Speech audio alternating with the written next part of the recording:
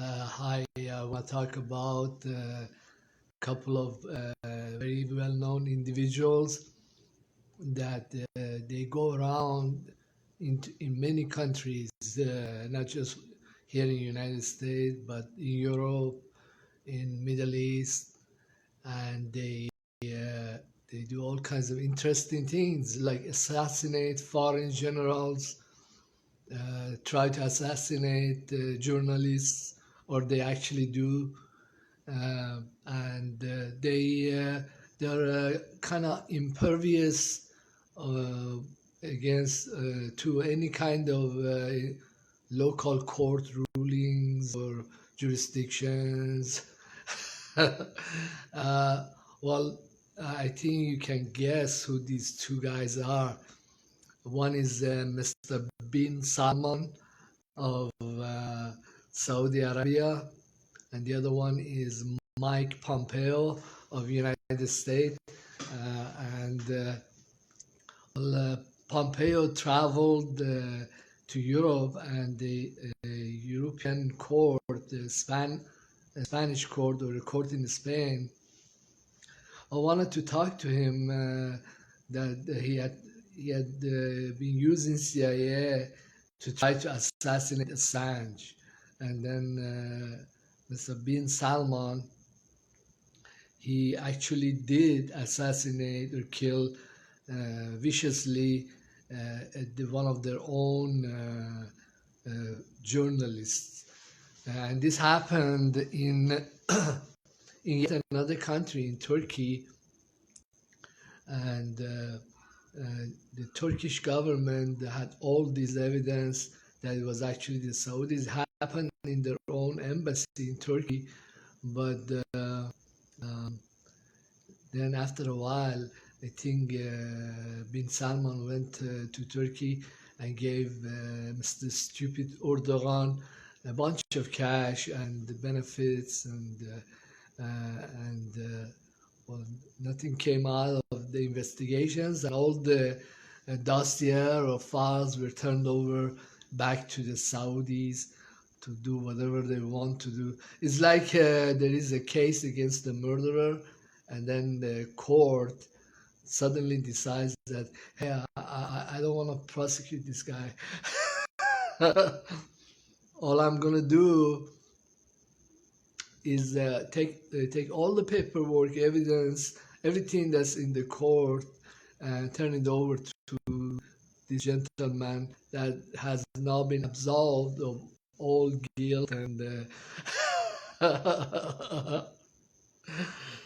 well, then Bin Salman recently came around and gave $350 million. Okay, is that like a small chunk of change to Iran's? Uh, not he's not in Iran anymore. He's like the son of late Shah. He's linked to the terrorist organization MKO, and well, the Iranian media talks about some of these things, and he and MKO are going around harassing the Iranian diaspora or different groups of Iranians that are in foreign countries. Then United States went around and paid off Turkey and bought Turkey's opposition to Finland and Sweden to join NATO. Does that aggravate and increase the chances of a nuclear war? Well, yeah. I mean, let's provoke the Russians some more, and then Mr. Pompeo, he's going around and telling people, like, hey, I'm going to run for president here in the United States. Even though the US Congress and major politicians, they feel very uneasy about Mr. Pompeo, and they feel that he shouldn't pursue people like Manning and Assange. That he might not really that he actually did something like that, but he might uh, you know jeopardize our free speech and rights of journalists, to be respected, or well, the American government and their senators, they're themselves just as guilty of overthrowing so many foreign countries, and well, why go after Pompeo? I mean, did he do something to us? I mean, it doesn't matter what he does to the Iranian diaspora or the Iranian generals or the Europeans. Uh, he might increase the World War II. All that stuff, is really it, it happens out somewhere in the universe, and it doesn't affect us, the beautiful Americans. And well, this is a matter to be decided at a later time. Well, I don't know what they're gonna do with Trump, and he he actually committed a very serious offense. He tried to overthrow U.S. government. Well, then when these courts that they have, after like 2 years of just letting him run around and try to get elected again, finally might decide that, hey, we're just gonna impeach you post your presidency, and no, you cannot run for president again. Then what the hell is that gonna do? Is there gonna be like violent confrontations with between all these knuckleheads that follow him and the rest of them?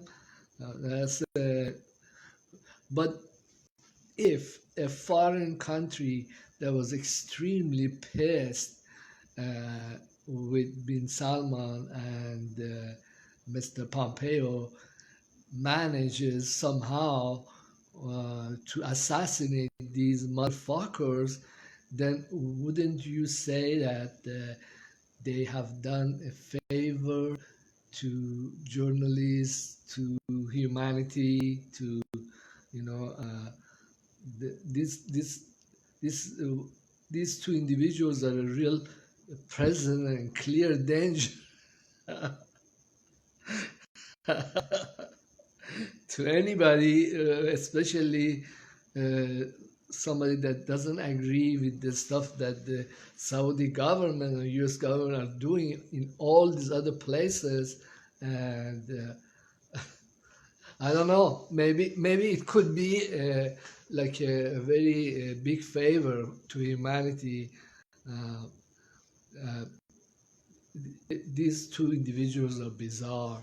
Uh, it's amazing how they're able to go into all these places, like, and do all this stuff.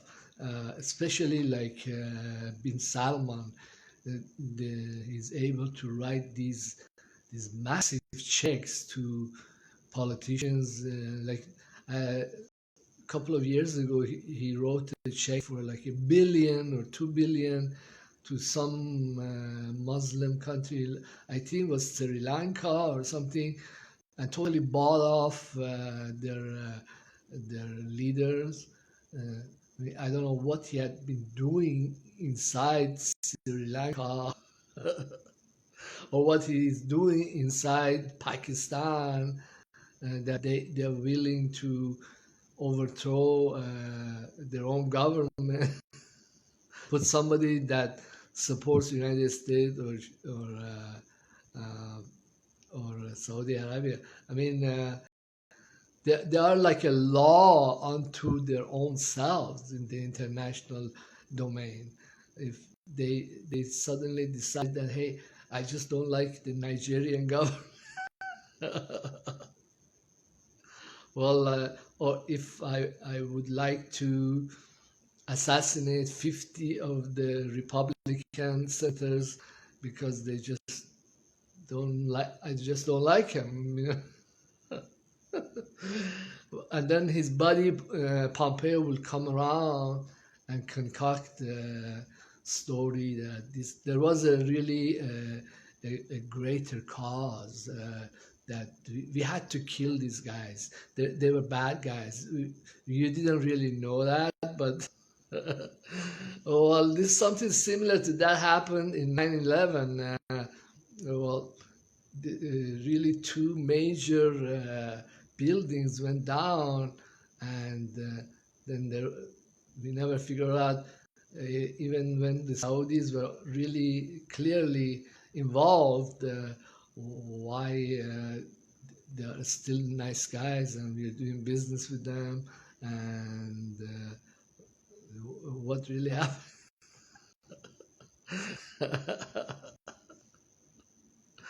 There was a really really super cause, something that was done. It was done for God, really. God was unhappy with these 5,000 people in these two buildings. Suddenly one day he didn't want he sent the inspiration to Bin Laden or Bin Salman, one of them, and they kind of well, you know, we Iranian diaspora, the poor guys, they've been in Sweden, in like European countries, in United States. We have become, after Iranian Revolution, we have become like a football. You know how like any kind of politician, they come in and they, there is this football they just kicking around, and you know we barely have any kinds of civil rights, or you know, and well, in the time of Trump, uh, he basically prevented any new Iranians to come into United States for any reasons, and there is such widespread propaganda and hostility towards us in all kinds of branches of U.S. government. I had a video. It says it's not a crime to be Iranian. It's not. And I don't feel like a criminal either. Oh, well, thank you. And probably this 4th of July would be your last 4th of July celebrations, because the World War III has already started. Is there going to be another 4th of July? I don't know. What do you think? Well, thank you very much for being in my YouTube channel, and please subscribe, leave comments. We'll go from there. Thanks.